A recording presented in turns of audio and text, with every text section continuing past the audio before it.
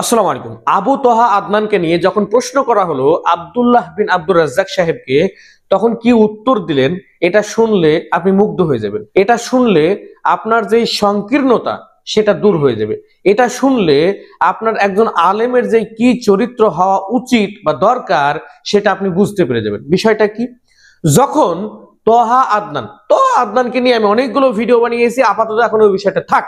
আবু তহা আদনানকে নিয়ে যখনই কোনো সালাফি আলেমকে প্রশ্ন করা হয়েছে, তখনই এমন ভাবে তারা কথা বলেছেন আর এমন ভাবে তারা তাকে নিয়ে মন্তব্য করেছেন যা বলার অপেক্ষা রাখে না, যা আপনারা সকলেই জানেন। কিন্তু যখন আব্দুল্লাহ ভাইকে প্রশ্ন করা হলো, আবু তহা আদনান এতটুকু বলার পরেই শেখ আব্দুল্লাহ বলছেন যে কখনো কোনো মানুষের, কখনো কোনো আলেমের, কখনো কোনো বক্তার নাম উচ্চারণ করে বক্তব্য দেওয়াটাকে আমি পছন্দ করি না।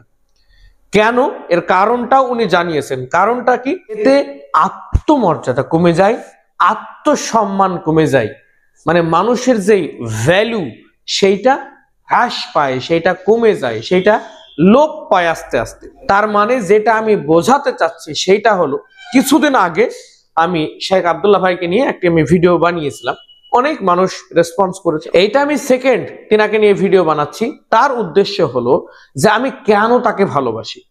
আমি যখন তাকে ভালোবাসি এই কথাটা প্রকাশ করি, তখন কেউ কেউ বলেছে যে আহলে হাদিস মানে বিনোদন, অনেকেই অনেক রকমের মন্তব্য করেছে। যাই হোক, কিন্তু তিনার প্রতি যে আমার শ্রদ্ধা, তিনার প্রতি আমার যে ভালোবাসা, তিনার প্রতি যে আমার রেসপেক্ট, এটা কেন, এটার কারণ হচ্ছে যে তিনার মধ্যে যে হিকমা আমি লক্ষ্য করতে পেরেছি বর্তমান সময়ে, তা আরো শত শত আলেমের মধ্যে আমি তা লক্ষ্য করতে পারিনি।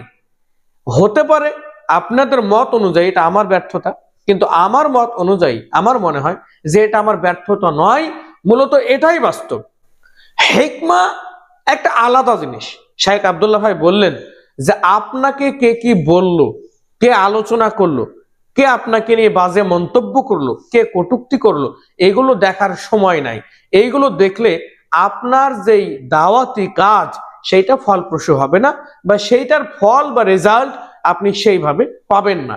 এবং তিনি উদাহরণ টেনে বললেন, আল্লাহ রসুল সাল্লাল্লাহু আলাইহি ওয়াসাল্লামকে যখন সেই সময়ের মুশরিকরা বিভিন্ন রকমের ভাবে বাজে মন্তব্য করেছে, কটু কথা বলেছে, অশ্লীল কথা বলেছে, আল্লাহ রসুল সাল্লাল্লাহু আলাইহি ওয়াসাল্লাম সমস্ত কিছুকে বাম পাশে ফেলে এড়ায়া গিয়ে তিনি দিন প্রচারে ব্যস্ত থেকেছেন।